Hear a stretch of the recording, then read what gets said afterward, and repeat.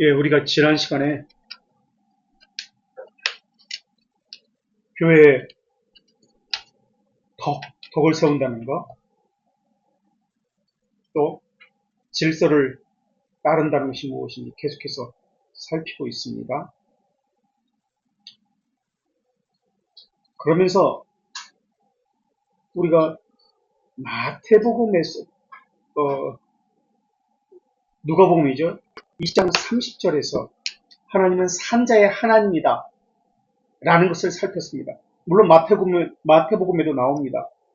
근데 누가복음 20장 38절에서 또 39절에서 하나님은 죽은 자의 하나님이 아니라 산자의 하나님이다 라는 것을 살폈습니다. 그렇다면 아브라함의 하나님, 야곱의 하나님, 이삭의 하나님, 야곱의 하나님이라고 했을 때 이 말의 의미가 무엇인가? 이 사람들은 이미 죽은 사람들인데 하나님에게는 어떤 의미인가? 라는 것을 우리가 살폈습니다. 이 해석에 따라서 우리는 선하고 바르고 필연적인 귀결을 따라서 해석해야 한다. 이게 우리 신앙고백서 1장 6항에 나오는 성경의 해석법이다 라는 것을 살펴보았습니다. 바르고 필연적인 귀결에 따라서 베드로도 예수님도 그렇게 누가복음과 마태복음에서 말씀하셨듯이 시편 16편 8절에서 10절의 말씀을 베드로도 해석을 합니다.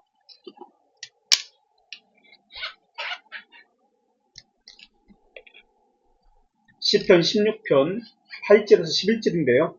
뒷부분 시편 16편 9절부터 보겠습니다. 9절 후반부부터 내 육체도 완전히 살리니 10절 이는 주께서 내 영혼을 수월에 버리지 아니하시며 주의 거룩한 자를 멸망시키지 않으실 것이니이다. 근데 이 시편은 다윗의 시편이거든요. 근데 다윗은 이미 죽었습니다. 그런데 이 시편에 보면은 내 육체도 살리신다라고 말씀하고 있습니다. 살리신다. 다윗은 죽었는데 살리신다니요. 이 시편은 메시아에 대한 시편입니다. 그래서 메시아가 오셔서 죽으셨다가 다시 살아나신다는 말씀으로 해석을 합니다. 그래서 사도행전 유엘부터 찾아볼까요? 유엘 2장 28절에서 32절. 요엘 22장 28절에서 32절. 사도행전 2장에서 베드로가 이 시편 이 말씀과 요엘 2장 28절과 32절의 그 말씀을 인용해서 설교를 합니다. 우선 요엘 2장 28절에서 32절 인용을 하는데 읽어보겠습니다. 그 후에 내가 내 영을 만민에게 부어주리니 너희 자녀들이 장래일을 말할 것이며 너희 늙은이는 꿈을 꾸며 너희 젊은이는 이상을 볼 것이며 그때 내가 또 내 영을 남종과 여종에게 부어줄 것이며 내가 이적을 하늘과 땅에 베풀리니 곧 피와 불과 연기이니라.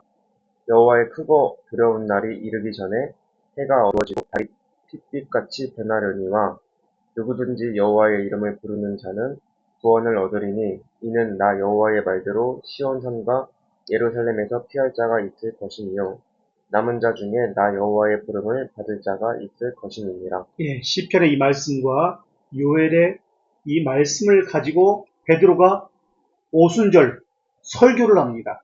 이것을 어떻게 해석하는지를 보세요. 우리가 바르고 필연적인 귀결에 따라서 성경을 해석했다라는 것을 배우고 있습니다. 메시아가 예수 그리스도다 라는 말은 구약 성경에 나오지 않습니다. 전혀 안 나와요. 그래서 유대인들은 예수가 그리스도라는 것을 믿질 않아요. 그런데 베드로는 예수가 그리스도고 우리가 기다렸던 주다라고 해석을 합니다. 이때 사람들의 반응이 어땠는지 이번에는 사도행전 2장 36절로 가보겠습니다. 바르고 필연적인 귀결에 의해서 베드로도 예수님처럼 산자의 하나님이다. 죽은 자의 하나님이 아니라 산자의 하나님이라는 것을 해석했듯이 베드로도 이렇게 해석을 합니다. 2장 36절에 사도행전 그런즉 이스라엘 온 집은 확실히 알지니 너희가 십자가에 못 박은 이 예수를 하나님이 주와 그리스도가 되게 하셨느니라 하리라. 예수를 그리스도는 헬라어죠. 히브리어로 메시아다 라고 해석을 합니다. 시편에 우리가 읽었던 그 말씀이 살리셨다라는 것을 여기서 바로 살리신 그분이 예수다. 그분이 그리스도 메시아다라고 해석을 하니까 사람들이 그 말씀을 들었던 모든 사람들이 베드로의 이 해석이 바르고 필연적인 해석이다. 옳은 해석이다. 여겼고 이것이 바로 하나님의 뜻이다. 받아들였습니다. 왜 메시아가 예수 그리스도인가요? 구약에는 안 나와요.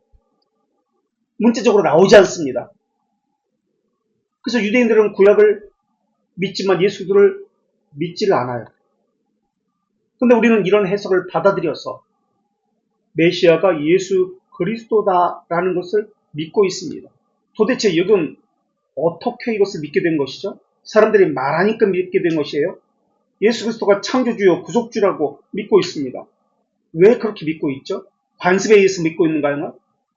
누가 말해줘서 믿고 있는가요? 바르고 필연적인 귀결로 해석을 했기 때문에 믿는 것인데 이 바르고 필연적인 귀결이라는 의미는 우린 지난주에 읽었던 신앙글서 1장 6항을 지금 보고 있습니다. 바르고 필연적인 귀결이라는 것은 선하고 모순됨이 없는 조화롭고 합당한 이치라는 의미입니다. 조화로움, 합당한 이치, 모순이 없는 선하고 바른 이라는 개념이에요. 이게 개역신학의 성경 해석의 가르침입니다. 성경을 어떻게 볼 것인가? 바르고 필연적인 귀결에 의해서 해석을 하고 보는 것입니다. 우리는 문자주의가 아니에요. 문자주의라면 우리는 유대주의가 되고 제세례파됩니다. 성경에 그 이야기가 없어요. 예수님이 구약에 예수님이 메시아라는 그 구절이 없어요. 그렇기 때문에 문자적으로 믿으면 그것을 믿으면 안 돼요. 근데 우리는 바르고 필연적인 귀결, 개혁신앙의 그 일반적인 가르침을 따라서 성경에 문자가 없어도 우리가 믿어야 할 하나님의 말씀을 믿고요. 우리가 순종해야 할 하나님의 법이라고 순종하고 있습니다. 우리 타락한 이성으로 추론한 귀결이 아닙니다. 이것은 성경에서 이끌어낸 귀결이고 결론입니다. 이것이 목표로 하고 있는 것이 하나님의 영광이에요. 그래서 개혁신앙에서 반삼위일체, 삼일체라는 단어 성경에 안 나옵니다. 양성론, 신성과 인성이라는 양성론 성경에 안 나옵니다. 하지만은 추론적인 이 바른 선하고 귀결에 의해서 삼일체 그리고 양성론에 대해서 우리는 믿고 있고 이것이 바른 신앙이다라고 알고 있습니다. 그래서 반삼위일체론자들 그리고 단성론자들, 아르미스주의자들, 제세례파들, 교황주의자들에 대해서 우리는 그들이 잘못되었다라고 이야기합니다. 그리고 그들이 인정하지 않는다 할지라도 우리는 인정하고 그들이 인정한다 할지라도 우리는 인정을 하지 않습니다. 성령님의 조명에 의해서 성경 그 명문을 이해하게 할 뿐만 아니라 성경에서 선하고 필연적인 귀결에 의해서 우리는 성경을 믿고 그 가르침을 우리는 받고 있습니다. 그래서 성경을 볼 때 이런 해석을 따라야 합니다. 성경의 그 바르고 필연적인 귀결은 성경 전체의 가르침과 일치하는 추론을 이야기합니다. 이것이 교리적인 추론이에요. 이게 교리예요.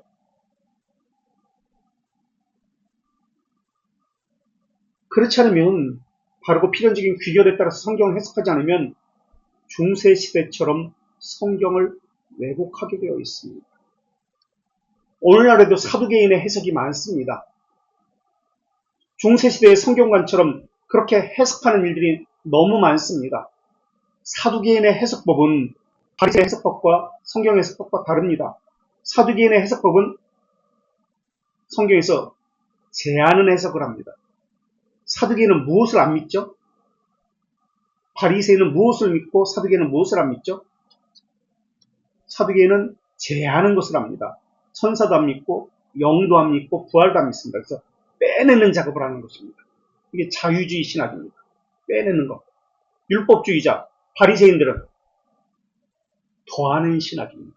무언가 덧붙여요. 자기 의견 무언가 계속 덧붙여. 그래서 이게 교황주의자들, 로마 카톨릭입니다. 우리 신앙도 마찬가지예요. 이 두 가지 신앙 가운데 하나입니다. 어떤 사람은 계속 더해요. 전통을 더하고 자신의 생각을 더하고 고한물을 더합니다. 어떤 사람은 빼내요. 그리고 문자적으로 믿습니다. 성경에 기록된 그것을 자기가 원하는 것만 걸러서 믿고 다른 것은 믿지 않아요. 우리 개혁신앙을 가지고 있다는데 개혁신앙이 도대체 뭔지를 생각해야 돼요. 우리는 개혁신앙에 대해서 너무 편협해요. 문자적인 제세례파적인 그런 성향을 가지고 예배도 그렇고요. 신앙을 가지고 있어요. 그래서 극과 극으로 나뉘고 있어요. 오순절주의, 또 이쪽 자유주의, 극과 극입니다. 오순절주의는 열광주의자예요. 방언, 기도, 체험. 그러니까 초대교회에 두 신성, 인성이 있었잖아요. 두 본성, 양성론이라고 하는데 이것이 그대로 우리의 신앙 가운데 이어지는데 한쪽은 알렉산드리아 학파처럼 또는 안디옥 학파처럼 신성을 강조해요. 또 한쪽은 인성을 강조합니다. 극단으로 치우쳐요. 그래서 아폴리나리우스처럼 네스토리우스처럼 신성으로 기도원파가 있고요. 체험주의, 또 이쪽으로 자유주의, 인본주의가 있습니다. 개혁교회는, 개혁신앙은 둘 다 아닙니다. 그럼 무엇입니까? 균형입니다. 둘 다 양성론이에요. 양성론. 신성도 인정하고 인성도 인정합니다. 이것에 어우러진 조화입니다. 균형을 잡는 거예요. 그래서 중도에 우리는 오순절주의는 신성적으로 치우칩니다. 자유주의자는 인성적으로 치우쳐요. 우리의 신앙을 한번 보세요. 개혁신학으로 해서 잘못 배우면 극단위로 치우칩니다. 잘못된 쪽으로 치우쳤어요. 무엇도 없다, 무엇도 없다, 무엇도 없다, 무엇도 없다, 무엇도 없다. 이것이 아니다, 아니다, 아니다. 이렇게 배워요. 오순절 쪽은 무엇도 있다, 있다, 있다, 있다, 있다, 있다. 다 있다라고 취급합니다. 그 둘 양극단을 배제해요. 잘못된 거예요. 우리는 둘 다 성경에서 명하고 있는 바에 따라서 추론하여 필연적인 결과를 얻습니다. 성경에서 명하는 바는 오류가 없다고 생각하고 구원에 있어서 우리는 충분하다고 생각합니다. 우리의 신앙의 양태를 잘 돌아보시기 바랍니다. 그래서 중세시대에는 성경에 대한 해석 방법이 네 가지 것이 있었어요. 사중의미론이라고 합니다. 사중의미론. 성경 본문에서 저자가 그러니까 하나님이 원래 말하고자 하는 뜻이 있었다. 그것을 역사적 의미라고 합니다. 역사적 의미가 있었다. 역사적 의미. 이것 외에 영적 해석이라는 것이 있습니다. 이걸 알레고리칼 해석이라고 얘기합니다. 알레고리칼, 영적 해석. 이게 오리게네스는 알렉산드리아 학파의 그 성경 해석법이잖아요. 그리고 교훈적 의미의 해석이 있습니다. 성경을 해석할 때 우리에게 교훈을 주는 그런 해석법이 있는 거예요. 우리에게 가르치고자 하는 것. 이런 교훈적 의미의 해석법이 있고요. 그리고 네 번째로 유기적 의미를 알려주는 그러니까 우리가 아브라함을 통해서 또는 이삭을 통해서 예수 그리스도를 발견하잖아요. 그죠? 유기적인 이런 성경의 구조를 통해서 추론하여 얻는 것. 유기적인 그런 해석법이 있습니다. 이게 지금까지 내려온 성경 해석의 네 가지 방법입니다.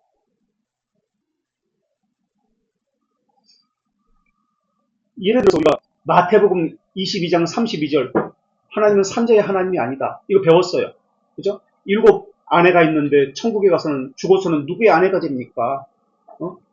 그 이야기를 마태복음 22장에서 배웠는데 이제 누가복음에서는 하나님은 20장 38절에서 하나님은 죽은 자의 하나님이 아니라 산 자의 하나님이다. 이렇게 유비적인 관계를 통해서 서로가 서로를 비추어서 성경을 해석했습니다. 그런데 이 네 가지 성경 해석 방법 중에서 중세의 아퀴나스 같은 사람은 다른 것은 다 빼버리고 역사적 의미만 우선권을 두고 이 해석법만 했습니다.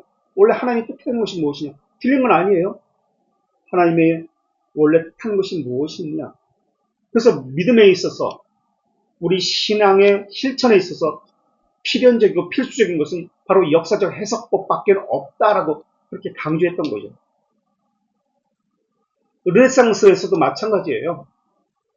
역사적 의미, 해석법만 가지고 이야기했습니다. 그런데 개혁신앙은 어떨까요? 개혁신앙은 역사적 의미만 가지고 이야기할까요?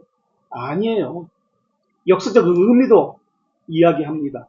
그러나 지금 이야기했던 이런 교훈적 의미, 영적 의미, 이 비유적 의미, 유비적 의미, 이런 모든 것들을 함께 살핍니다. 이게 개혁신앙의 성경 해석법이에요. 그런데 우리는 잘못 배워가지고 영적 해석은 잘못된 해석이다. 물론 너무 나가면 잘못된 해석일 수 있습니다만 어쨌든 이런 네 가지 것을 함께 살펴봐야 되는데 그렇지 못하고 있는 거예요.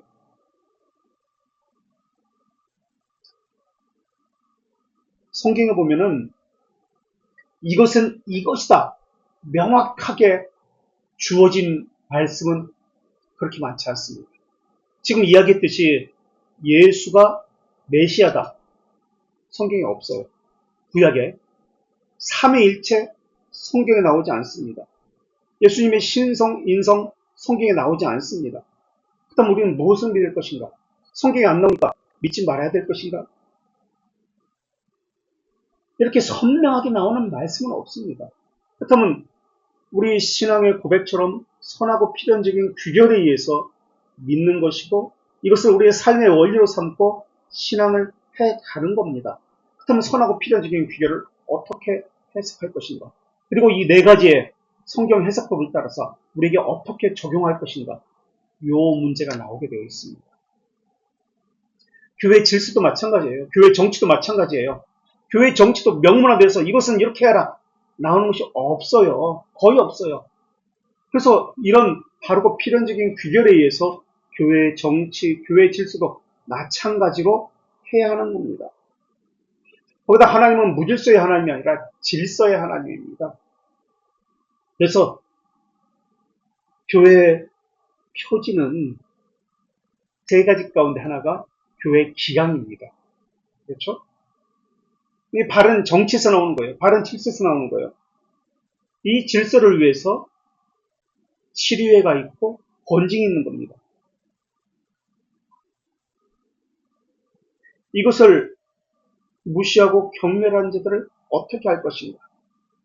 성경에는 아가에 보면 포도원을 허무는 여우라고 표현하고 있습니다. 이들에게 어떻게 할 것인가? 교회 질서가 체제를 무시하는 자들, 자기 주장만 내세우는 자들을 어떻게 할 것인가? 어떻게 해야 될까요? 기도만 하고 교회는 무조건 기다려야만 할까요? 언젠간 변하겠지 하면서 사랑으로 인내로 기다려주기만 하는 것이 교회가 하는 일일까요? 가르치기만 하고 그냥 그들이 언젠가는 변하겠지 하는 것만 그것이 교회가 하는 것일까요? 사도행전 19장 9절을 보면은 19장 9절 한번 또 읽어주세요.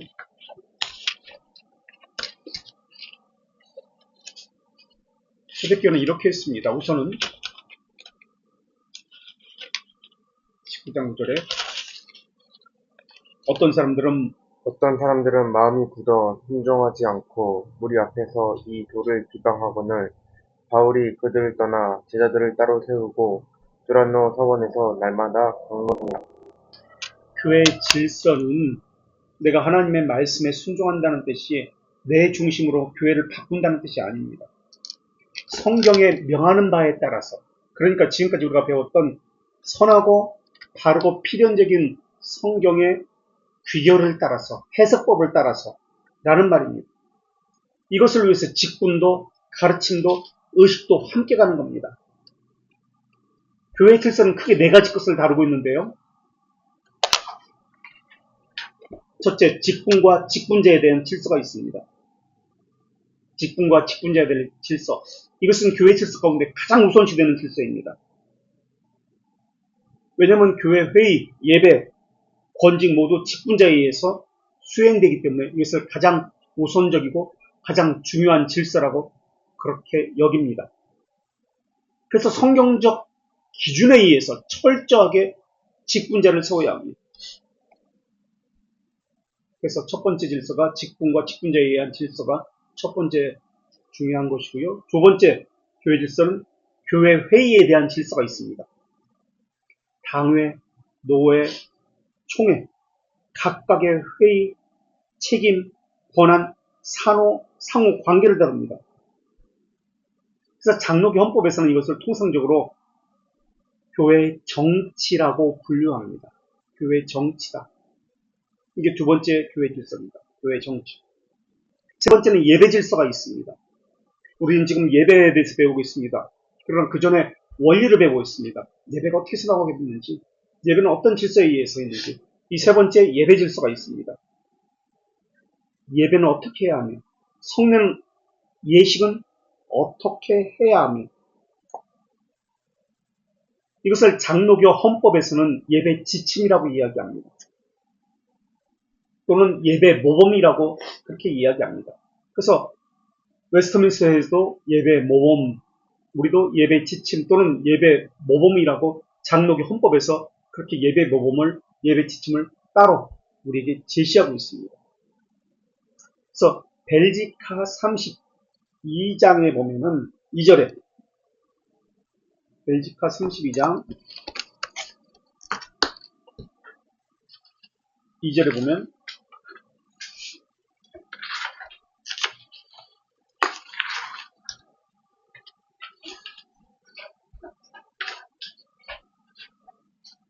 (32장) 2절 32장 2절 그러므로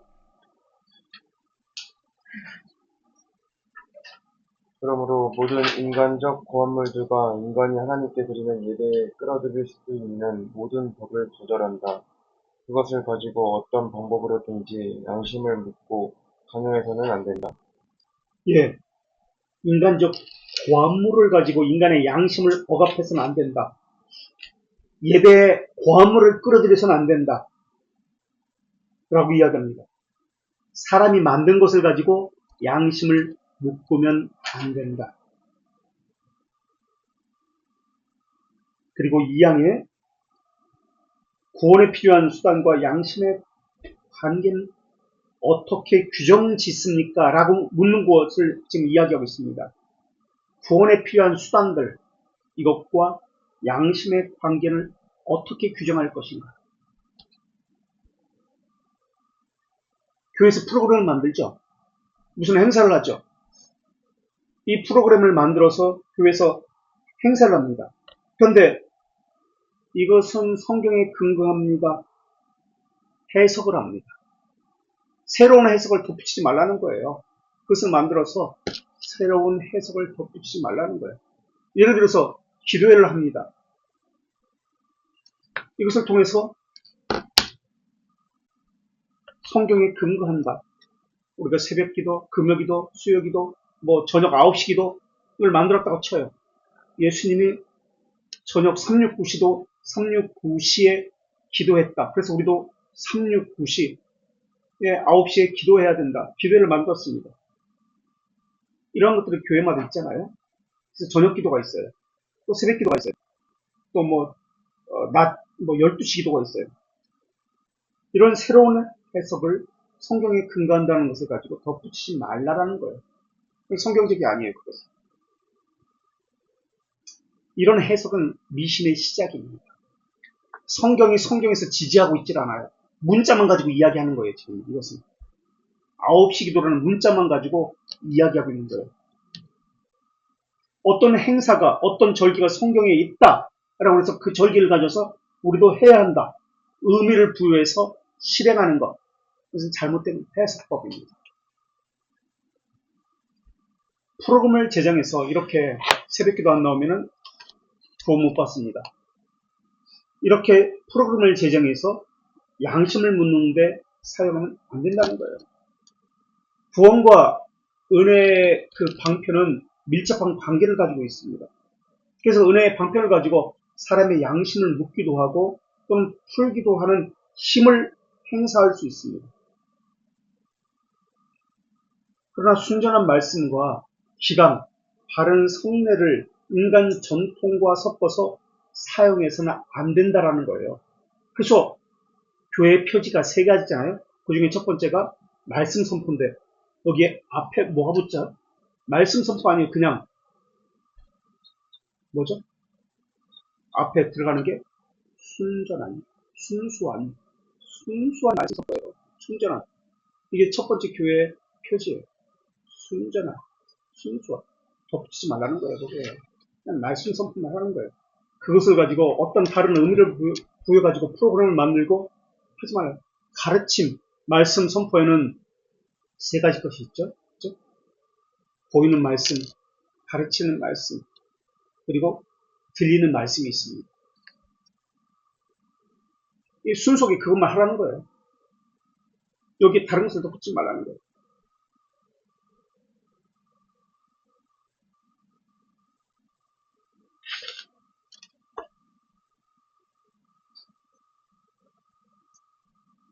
일치와 통일성을 갖게 하기 한다는 목적으로 양심을 묶어서는 안 됩니다.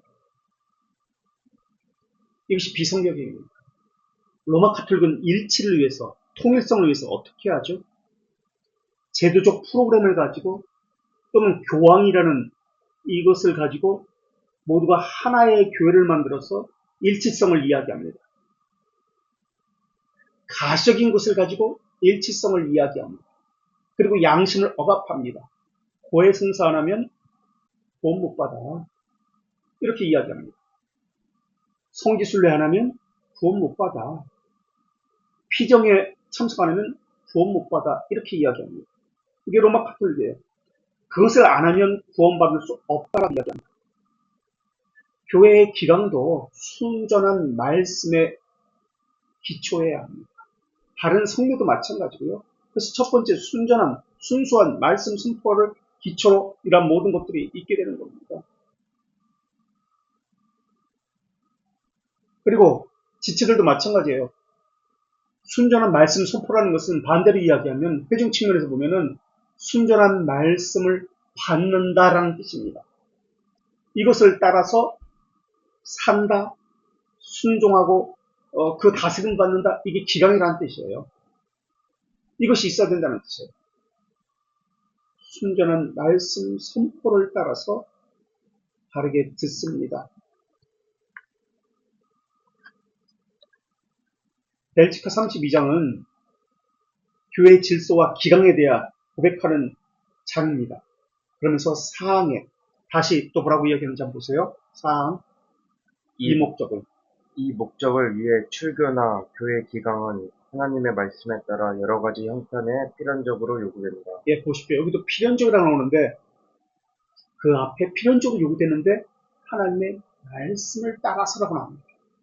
맨 처음에는 순전한 하나님의 말씀 선포라고 나오고 기강도 하나님의 말씀을 따라서 여기는 순수한이라면 순전이라는 이 말이 이제 생략되어 있죠. 필연적이다라고 나옵니다.